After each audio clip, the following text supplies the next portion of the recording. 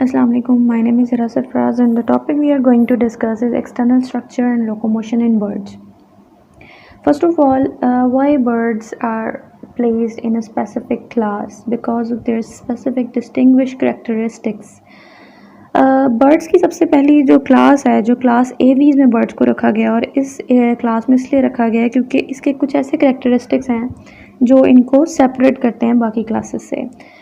तो सबसे पहला बेसिक करैक्टर जो इनकी अपेंडेजेस हैं, देयर 4 लिम्स मॉडिफाइड होती हैं into wings. Their body is fully covered by feathers and they help them in flight. बाद में फिर जो बॉडी है उसकी फुल कवर होती है फीदर से। इसके अलावा बर्ड्स जो हैं वो एंडोथम्स होते हैं।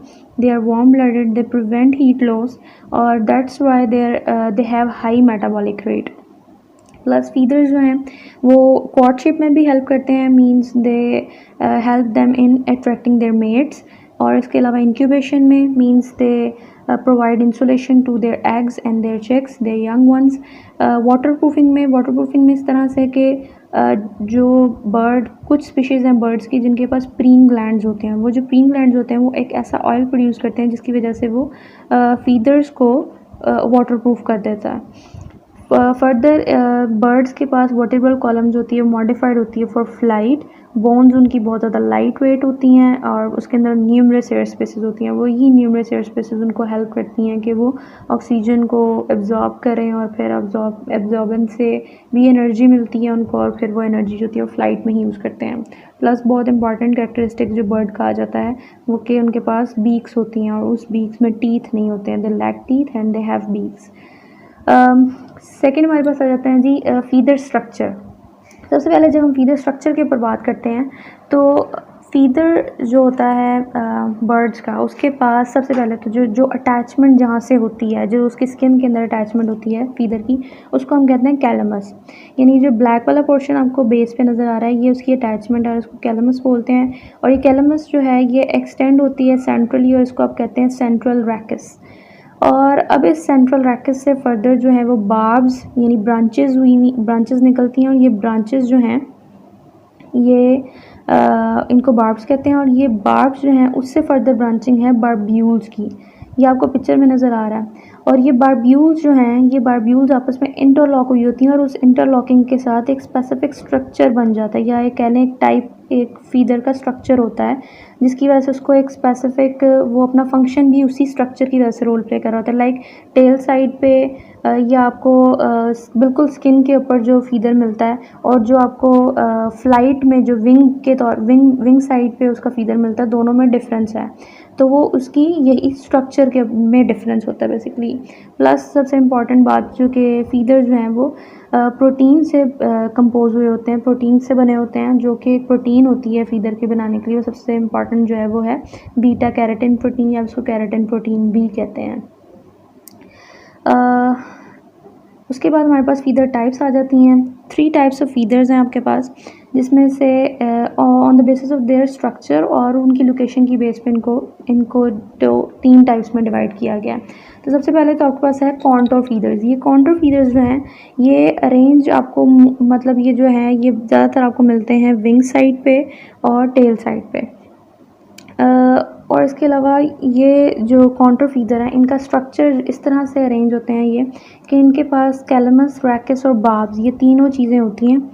और ये मतलब बार्ब्स जो हैं, बार्ब्स आगे फर्दर बारब्यूल्स में अरेंज हुए हैं और ये इस तरह से इनकी बारब्यूल्स इंटरलॉक होती हैं कि ये फ्लाइट में इसको हेल्प करते हैं।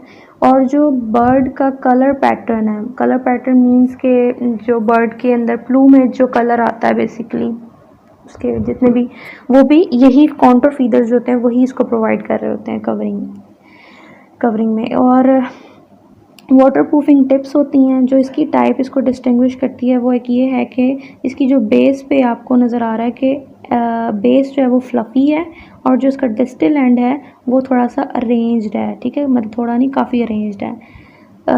और इसके अलावा ये फ्लाइट फीदर्स भी कहलाते हैं और ये आपकी flight feathers attach to the bones. Next हमारे पास, अच्छा इसके अलावा इसमें ये जो इंटरलॉकिंग होती है बार्ब्स की वो कॉन्टोर फीदर को फर्म भी रखती है और स्मूथ भी रखती है। नेक्स्ट आपके पास है डाउन फीदर। डाउन फीदर जो है ये मोस्टली आपको ऑन द स्किन मिलते हैं, ठीक है, प्रेजेंट ऑन द स्किन, मतलब जो स्किन के ऊपर जो फर्स ही प्रेजेंट होती है वो डाउन फीदर्स की होती है। और ये जो इसके अंदर आप देख रहे हैं, आपको पिक्चर में भी नज़र आ रहा है कि कैलमस है और बार्ब्स हैं, यानी इसके अंदर कोई सेंट्रल रैकेस वो एंड तक जो जा रही हो और बारब्यूल्स और इस तरह से अरेंजमेंट वैसे नहीं है, ठीक है। तो इस तरह इसकी ये जो रैंडम और रफ अरेंजमेंट है वही इसको फर बनाने में ये प्रोवाइड करती है, और यही फर जो होती है वो एक्चुअली हीट को भी ट्रैप रखती है बॉडी के अंदर। नेक्स्ट आपके पास है फिलोप्लूम। ये फीदर की जो टाइप है ये मोस्टली इनको पिन फीदर भी कहते हैं और ये सेंसरी फंक्शंस में रोल प्ले करते हैं। ये फीदर जो हैं ये भी आपको विंग साइड पे ही मिलते हैं, मतलब कहीं जहाँ पे विंग में वो कॉन्टूर फीदर्स अरेंज होते हैं वहीं पे कहीं कहीं पे फिलोप्लूम फीदर्स भी अरेंज होते हैं, और ये सेंसरी फंक्शंस के तौर पर रोल प्ले करते हैं अपना। और इसकी स्ट्रक्चर में देख लें कि बार्ब्स हैं, बार्ब्स बिल्कुल इसकी टिप के ऊपर मतलब डिस्टल एंड पे जाके कुछ जो होते हैं फीदर्स जो हैं वो इसके निकले होते हैं, बार्ब्स बनी होती हैं, फ्यू बार्ब्स होती हैं, बाकी जो है वो सेंट्रल रैकेस और कैलमस ही अरेंज होती है इसमें। बाकी ये इनको पिन फीदर्स भी कहते हैं, ठीक है। और नेक्स्ट आपके पास है जी फीदर्स की ग्रोथ। फीदर ग्रो किस तरह करते हैं जी, ये नीचे एक डायग्राम बनाई हुई है जिसमें उन्होंने इसका सारा ग्रोथ प्रोसेस बताया। अब होता ऐसे है कि जब फीदर बेसिकली एक मैच्योर जब हो जाता है उसके बाद उसकी बर्ड जो है वो फुल केयर करते हैं, उनका एक टाइम पीरियड होता है फीदर्स का। जब तक वो टाइम पीरियड चलता है तब तक उसके फीदर्स जो हैं वो अरेंज रहते हैं और वो अपनी प्रीनिंग के थ्रू और एंटिंग के थ्रू अपने अपने फीदर्स को मेंटेन रखता है। लेकिन जैसे उसका टाइम ख़त्म हो जाता है वो नए फीदर्स को उसने ग्रो करवाना होता है। तो नए फीदर्स की जो ग्रोथ है यानी shedding of their old feathers और न्यू फीदर्स के साथ उसकी रिप्लेसमेंट कर देना, इस प्रोसीजर को बोलते हैं मोल्टिंग। तो ये प्रोसीजर जो है इसमें 6 स्टेप्स हैं टोटल, वो आपको पिक्चर में भी पीछे नज़र आ रहा है कि 6 स्टेप्स हैं, और आगे अब 6 स्टेप्स जो है उन्होंने उसको डिफ़ाइन किया हुआ है। अब ये 6 स्टेप्स में होता इस तरह से है कि सबसे पहले एक नया फीदर जो है वो स्मॉल आउटग्रोथ बनती है सबसे पहले स्किन के ऊपर, जिसको आप बोलते हैं पेपिला। उसमें से वो आउटग्रोथ में से फीदर निकलता है और उस आउटग्रोथ जो है वो मेच्योरिटी की तरफ जब जाती है तो आहिस्ता आहिस्ता वो अपने मतलब अपनी बेस से यानी अपने स्किन से अवे मूव करना शुरू हो जाती है, और जब वो अवे मूव करती है तो उसके जो न्यूएस्ट पार्ट्स होते हैं वो भी डेवलप होते हैं, और जैसे जैसे वो न्यूएस्ट पार्ट उसके डेवलप होते हैं तो उसके ऊपर बार्ब्स, बारब्यूल्स और सेंट्रल रैकेस ये सब चीज़ों की अरेंजमेंट होना शुरू हो जाती है। सबसे पहले जो प्रोटीन है वो एक्सटेंड होती है और सबसे पहले जो बनती हैं चीज़ वो है आपके पास बारब्यूल्स।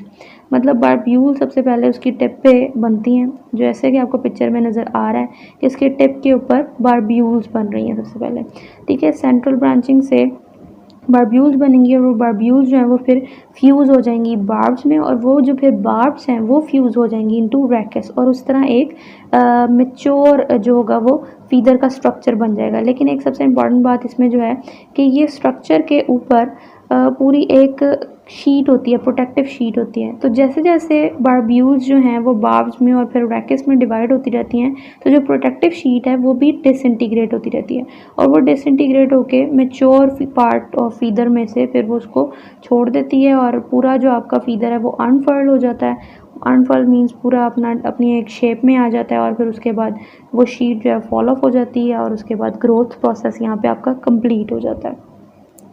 नेक्स्ट हमारे पास है फीदर की मेंटेनेंस, मतलब बर्ड्स अपनी मेंटेनेंस किस तरह रखते हैं फीदर की। तो सबसे पहले तो जो वो प्रीनिंग करते हैं, प्रीनिंग का प्रोसेस बार बार रिपीट हो रहा है कि उन्होंने अपने फीदर्स को प्रीनिंग के थ्रू मेंटेन रखना है। मेंटेन इस तरह से रखते हैं कि मेच्योर फीदर्स जो हैं वो अपने बारब्यूल्स लाइक उनकी जो बारब्यूल्स हैं वो अपनी पोजीशन से अगर डिस्प्लेस हो जाते हैं तो वो अपनी बीक के थ्रू उनको वापस अपनी प्लेस पे लेके आते हैं कि वो अपनी पोजीशन पे आ जाएं और मेंटेन हो जाएं, और जो अपनी पोजीशन पे नहीं आते फिर वो उसको वो डिस्कार्ड कर देते हैं अपनी बॉडी में से।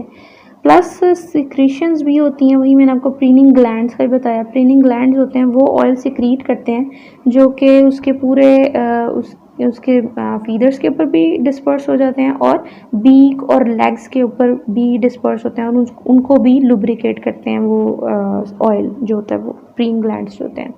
इसके अलावा वही वाटर प्रूफिंग में हेल्प करते हैं, उसकी प्लूमेज को वाटर रिपेलेंट बना देते हैं, स्लाइमी बना देते हैं। एक और प्रोसीजर है एंटिंग का। एंटिंग का जो प्रोसीजर है इसमें जो इसमें सॉन्ग बर्ड्स की एक मोस्ट कॉमन एग्जांपल है, वो अपनी बीक से एंट्स को लेते हैं, मतलब चूंटियां लेते हैं, अपनी बीक से उठाते हैं और उससे रब करते हैं अपने फीदर्स के ऊपर। और जब उसको रब करते हैं तो एंट्स, सबको पता है कि एक एसिड प्रोड्यूस करती हैं जिसको आप कहते हैं फॉर्मिक एसिड। और वो फॉर्मिक एसिड जो होता है वो उनकी फीदर में मौजूद अगर कोई टिक्स या माइट्स इस तरह की चीज़ें हैं तो वो उनके लिए टॉक्सिक होता है और वो उनको रिमूव कर देता है। मतलब ये एक नेचुरल प्रोसीजर है अपने फीदर की मेंटेनेंस के लिए बर्ड्स का। नेक्स्ट हमारे पास है कलर पैटर्न्स के। फीदर के जो कलर पैटर्न्स हैं वो किस तरह से आते हैं। सबसे पहले तो जी मोस्ट कॉमन बात जो है उसकी, कलर पैटर्न के 3 तरीके होते हैं जिसकी वजह से फीदर्स के पास कलर पैटर्न शो होते हैं, मतलब जो उसकी प्लूमेज का कलर होता है वो किस तरह से आता है। तो सबसे पहले जो पिगमेंटेशन है कि मतलब फीदर के पास कोई ऐसा पिगमेंट है, कोई ऐसे ग्रैन्यूल्स प्रेजेंट है उसके स्किन के अंदर जिसकी वजह से उसके पास उसमें फीदर में कोई कलर शो होता है। तो ये जो पिगमेंट्स हैं ये 3 टाइप्स के पिगमेंट हैं जो कि फीदर्स में मौजूद होते हैं, और डिफरेंट बर्ड्स में डिफरेंट पिगमेंट्स हो सकते हैं, ठीक है। और एक से ज़्यादा भी पिगमेंट एक बर्ड के पास हो सकता है। सबसे पहले जो पिगमेंट है वो है कैरोटिनॉइड। ये कलर प्रोड्यूस करता है एक ब्राइट येलो कलर, और इसमें जो मोस्ट कॉमन एग्जांपल आ जाती है वो गोल्ड फिंचेस की है और येलो वॉर्बलर्स भी हैं। इसके अलावा दूसरा पिगमेंट जो है वो है मेलानिन। मेलानिन एक सबसे इम्पॉर्टेंट बात मेलानिन के बारे में जो है कि मेलानिन कलर तो प्रोवाइड करता है, इसके अलावा बर्ड्स के फीदर को स्ट्रेंथ भी प्रोवाइड करता है। और जिन बर्ड्स के पास ये मेलानिन पिगमेंट होता है उनके बर्ड्स के फीदर जो होते हैं वो ज़्यादा स्ट्रॉन्ग होते हैं। ये कलर रेंज है इसकी, डिफरेंट कलर प्रोड्यूस करता है। ये darkest black to reddish brown and pale yellow, और इसमें एग्जांपल आ जाती है ग्रेट हॉर्न्ड आउल फीदर्स की। नेक्स्ट आपके पास है पोरफायरिन्स। पोरफायरिन पिगमेंट जो है ये प्रोड्यूस करता है कलर्स को like pink, brown, red, green, red and green.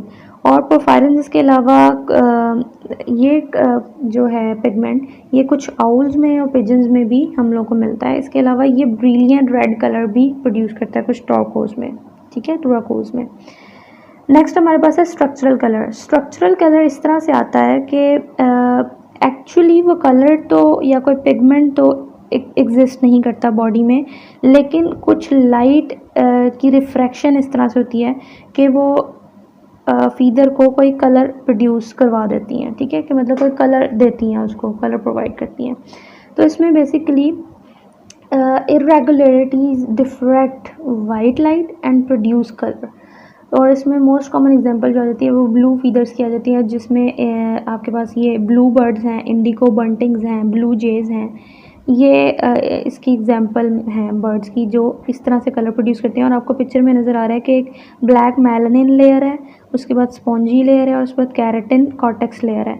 तो एज सच अब ब्लैक मेलानिन लेयर तो ब्लू कलर प्रोड्यूस नहीं करती, लेकिन लाइट की रिफ्रैक्शन इस तरह से होती है कि वो कलर देती है और वो कलर जो होता है वो ब्लू कलर आता है। और जैसे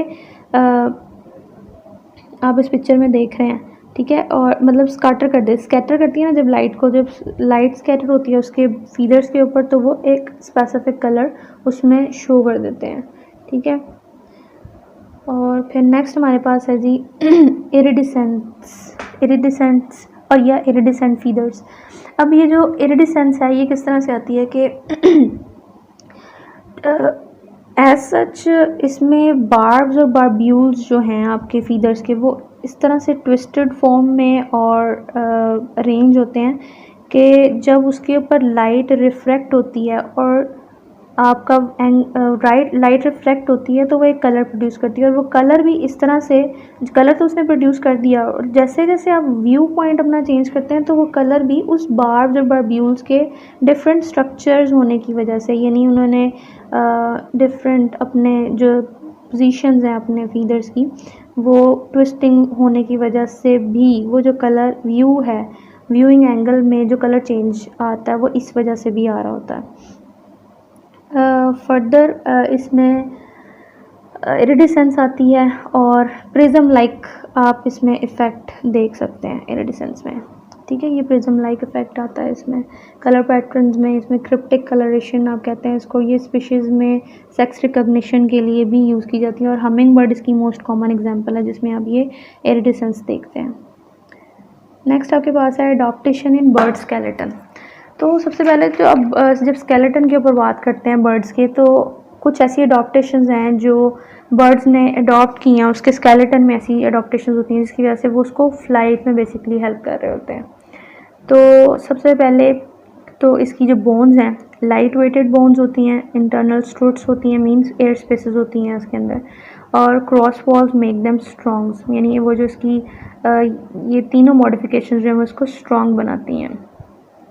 पेंगुइन्स की अगर आप बात करें तो पेंगुइन्स की बोन्स इतनी सॉलिड होती हैं जिसकी वजह से वो उड़ नहीं सकते हैं, वो फ्लाइट में इतना रोल प्ले नहीं करते, बल्कि करते ही नहीं हैं। फिर वही बात है कि होलो बोन्स हैं, होलो बोन्स के अंदर एयर स्पेसेस हैं जो कि उसको हेल्प करती हैं, एनर्जी प्रोवाइड करती हैं, प्लस न्यूमरस बोन्स जो हैं। अब बेस मेन करेक्टर जो है बर्ड्स का कि इसमें बहुत ज़्यादा बोन्स जो हैं वो फ्यूज़ हुई होती हैं और फ्यूज़ होके वो अपनी बोन काउंट रिड्यूस कर देती हैं। अब जो बोन काउंट जब रिड्यूस होता है तो ऑब्वियसली उसका वेट भी रिड्यूस होता है, और इसमें एक एग्जांपल है ब्रेस्ट बोन की, यानी जो आपकी कील शेप्ड सेंटर में बर्ड्स की होती है, वो एक एग्जांपल है इस फ्यूज्ड बोन की, ठीक है। It largest area provides attachment for muscle for flight. आगे इसकी मैंने एक पिक्चर लगाई हुई है स्केलेटन की, उसके अंदर मैं आपको थोड़ा सा इसको डिफ़ाइन कर दूँगी, ठीक है। इसके अलावा जो और करेक्टरिस्टिक्स हैं वो हैं यूनिक फीचर जो हैं इसके, वो वर्टिब्रल सेक्शन है बर्ड्स का, बैकबोन फ्यूज़ होती है together to provide rigidity with which required them for flight. Skull size बहुत ज़्यादा रिड्यूस होता है, जितना ज़्यादा स्कल साइज़ रिड्यूस होगा उसका ऑब्वियसली वेट भी कम होगा और वो उसको ईजीली हेल्प करेगा फ्लाइट में। स्केलेटल सिस्टम इनमें बहुत ज़्यादा होलो बोन्स होती हैं, क्रिस क्रॉसिंग स्ट्रक्चर होता है जिसकी वजह से वो स्ट्रॉन्ग होती हैं बोन्स। लेग टीथ, बीक्स होती हैं, टीथ नहीं होते हैं। फ्यूज्ड कॉलर बोन होती है उसकी, attach to the side of the muscle used for flight, यानी यही कील शेप स्टर्नम की बात हो रही है, और यही अटैचमेंट प्रोवाइड कर रही होती है बेसिकली मसल्स को भी।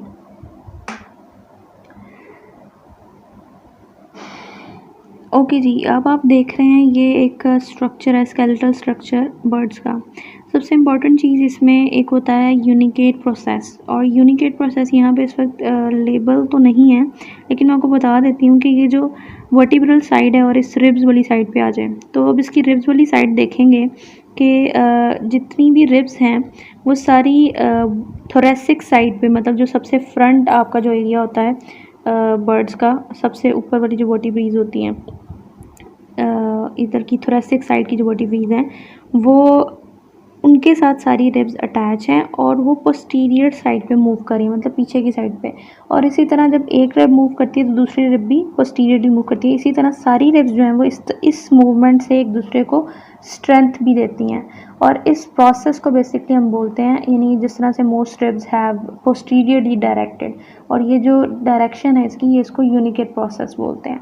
और दूसरी एक जो इम्पॉर्टेंट चीज़ है वो इसमें है सिनसेक्रम एरिया। सिनसेक्रम एरिया इस तरह से होता है कि इसमें भी फ्यूजन ही होती है बोन्स की, और इसमें फ्यूजन जो है पोस्टीरियर थोरेसिक वर्टिब्री, जितना भी आपका लंबर रीजन है बर्ड्स की स्केलेटल का वो, और सैक्रल वर्टिब्रीज जो हैं ये सारी आपस में फ्यूज़ हुई होती हैं और फ्यूज़ होके, और इसके अलावा इसका इंटीरियर क्वाडल वर्टिब्रीज, जो आप पीछे क्वाडल वर्टिब्री देख रहे हैं, उसका भी इंटीरियर पोर्शन जो है वो भी इसमें ऐड होता है और वो एक बना देता है सिनसेक्रम एरिया, ठीक है। और फर्दर इसके अंदर एक फेजोस्टाइल, ये जो लेबल हुआ हुआ है, ये भी एक इम्पॉर्टेंट चीज़ है इसके स्ट्रक्चर में। ये जो फेजोस्टाइल है बेसिकली ये क्वाडल वर्टिब्रीज जो हैं, क्वाडल वर्टिब्रीज ही आपस में फ्यूज़ होकर एक स्ट्रक्चर बना देती हैं जिसको आप बोलते हैं फेजोस्टाइल। प्लस इसके अंदर जो आप एक ये जो नीचे आप देख रहे हैं स्टर्नम, जिसको आपने लेबल किया हुआ है, ये स्टर्नम के अंदर भी अडॉप्टेशन होती हैं। ये अडॉप्टेशन इस तरह से है कि आप इसको मीडियन कील भी बोलते हैं, और ये स्टर्नम बेसिकली मोस्टली बर्ड्स में होती है, और ये कील यूज़ होती है for the attachment of muscles. और कुछ फ्लाइटलेस जो बर्ड्स होते हैं उनके अंदर ये कील एब्सेंट होती है, उनके अंदर नहीं होती, जिस तरह के ऑस्ट्रिचेस हैं उनके अंदर नहीं होती है ये। और ये जो बेसिकली है कील, ये अटैच होती है to the axial skeleton by the ribs. और इसके अलावा आप आगे देख रहे हैं, आगे ये विश बोन जिसका फर्क्यूला लेबल हुआ हुआ है, ये फर्क्यूला, ये बेसिकली क्लेविकल हैं और वो फ्यूज़ हुई हुई आपस में और उन्होंने एक विश बोन बना दिया जिसको फर्क्यूला भी कहते हैं, ठीक है, और विश बोन भी कहते हैं इसको। फर्दर इसके अलावा इसकी जो फेलेंजेस हैं, ये जो नीचे आप देख रहे हैं, इसके रेयर अपेंडेजेस में जो आती है मॉडिफिकेशन, एक तो फेलेंजेस इसकी फ्लाइट मसल्स में रोल प्ले कर रही हैं, फोर लिम्स, और जो इसकी हैंड लिम्स हैं और वो आप उनको रेयर अपेंडेजेस भी कहते हैं, वो रेयर अपेंडेजेस की पर्चिंग में, वॉकिंग में या रनिंग में, हॉपिंग में, इस सब चीज़ों में हेल्प करती है। ये देखिए इन्होंने अब इसका स्ट्रक्चर मैंने इसमें बनाया है, इसमें आपको टेंडन्स ऑफ वेरियस फ्लेक्सर्स नज़र आ रहे हैं, ठीक है, ये पर्चिंग टेंडन्स हैं, इनको पर्चिंग टेंडन्स भी कहते हैं। यही पर्चिंग टेंडन्स जो हैं आप देख रहे हैं कि टोज से स्टार्ट हो रहे हैं और पीछे की साइड पे लेग में पूरी मसल्स में ये हैं वो फ्यूज हुए हैं, ये आपको प्रेजेंट नज़र आएंगे, ठीक है। तो ये पास हो रहे हैं through the back of the ankle joint और फिर अटैच हो रहे हैं to the muscles of the lower leg, ठीक है। अब ये जो एंकल जॉइंट से जब इसकी अटैचमेंट होती है तो ये पर्चिंग के दौरान इसको हेल्प करती है इस तरह से कि जब टेंशन क्रिएट होती है तो वो ग्रिप करवाती है ऑटोमेटिकली उसको किसी पर्च के साथ, या उसने अगर कोई ग्रैस्प करना है किसी फ़िश को तो उसके ये जो क्लॉज हैं वो इस मैकेनिज़्म पे एक्ट करते हैं, ठीक है, मतलब पर्चिंग टेंडन्स पर्चिंग में हेल्प कर रहे होते हैं बेसिकली कि वो किसी चीज़ को पकड़ सकें। तो इसी तरह कोई टेंशन वगैरह क्रिएट होती है। और इसके अलावा ये एक ऑटोमेटिक एक्ट होता है, ऑटोमेटिक एक्ट इस तरह से कि रात को भी जब बर्ड्स जो हैं वो ड्यूरिंग स्लीपिंग भी ये एक्टिविटी जो होती है वो इनकी हो रही होती है बॉडी में। फिर मसल्स की बात करते हैं। मसल्स पे मैंने आपको पीछे बताया है कि ज़्यादा मसल्स इसमें जो बर्ड्स की बॉडी है इसमें ज़्यादा मसल्स नहीं होते, बहुत मतलब लिमिटेड से होते हैं और बहुत लिमिटेड जगहों पे ही होते हैं। सबसे पहले तो फिजियोलॉजिकली जितने भी मसल्स हैं वो फ़्लाइट में ही यूज़ हो रहे हैं और फ्लाइट मसल्स जो हैं वो क्विकली कॉन्ट्रैक्शन उसमें कॉन्ट्रैक्ट वो बहुत क्विकली कर रहे होते हैं, अटैच्ड होते हैं टू दी स्टर्नम जो आपको कील बताया अभी पीछे उसके साथ अटैच होते हैं और इस तरह से स्ट्रांगली अटैच होते हैं कि एक एंड तो उसका स्टर्नम के साथ अटैचमेंट होती है और दूसरे एंड की उसकी अटैचमेंट ह्यूमरस से होती है, मीन उसके फ्लाइट जो अपेंडेजेस जो होती हैं उसके साथ होती है। और मसल्स जो अगर आप उसके मसल के स्ट्रक्चर को देखें तो बैक साइड ऑफ मसल्स बहुत कम डेवलप्ड होते हैं और जो उसकी फ्रंट साइड होती है मतलब ब्रेस्ट साइड पे जो मसल्स होते हैं वो स्ट्रांगली डेवलप्ड होते हैं। आगे है जी फीदर फंक्शन के फीदर्स किस तरह से काम करते हैं। इम्पॉर्टेंट फंक्शन जो फीदर का यही है कि उसने फ़्लाइट में एक्ट करना होता है। तो फ़्लाइट के मैकेनिज़म्स हैं कि वो फ़्लाइट में किस तरह हेल्प करता है। फ़्लाइट में दो तरह की फ़्लाइट्स होती हैं, मैकेनिज़्म है दो तरह की फ़्लाइट में। एक है अपवर्ड लिफ्ट। अपवर्ड लिफ्ट में इस तरह से होता है कि ज़ाहिर है कि ये लिफ्ट तब वो बर्ड लेता है जब उसने किसी अपर साइड पर जाना होता है, उसने किसी ऊंचाई को अचीव करना है, ठीक है। तो इसमें तो सबसे पहले अपवर्ड लिफ्ट की जब आप बात करते हैं तो wings of the birds form an airfoil. इसमें बर्ड्स के जो विंग्स हैं वो एक एयरफॉयल क्रिएट कर देते हैं और एयरफॉयल इस तरह से होता है कि आपको जिस तरह डायग्राम में नज़र आ रहा है, you can see that in the diagram that the upper surface of the wing is slightly convex and the lower surface of the wing is slightly concave, ठीक है। So this help them to move air faster over the wing than under it, ठीक है। मतलब air जो है अब faster move करेगी ऊपर से देन अंडर, क्योंकि प्रेशर भी जो है इस तरह ही होता है कि decrease air pressure on the upper surface of the wing than the lower surface of the wing.